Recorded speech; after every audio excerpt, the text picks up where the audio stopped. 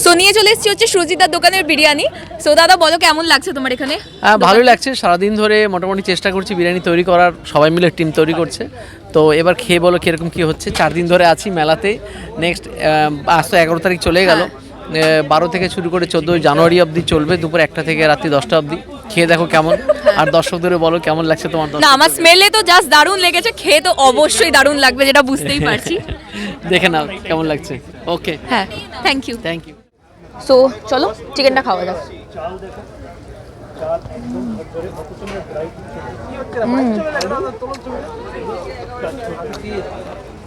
প্রচন্ড সফট,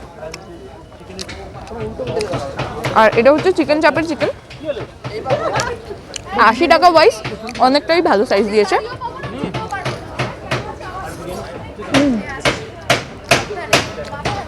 দেখলে কতটা লেভেলের সব, আমি জাস্ট কামড় মারতে না মারতেই খুলে হাতে চলে এলো মাংসটা। আর ব্যারাকপুর স্টাইলের বিরিয়ানি মানে স্যালাডের সাথে গ্রিন চাটনি থাকবে না, এটা তো হতে পারে না। তো বাঙালির মতো হাত দিয়ে একটু স্যালাড দিয়ে মাখিয়ে খাওয়া যায়।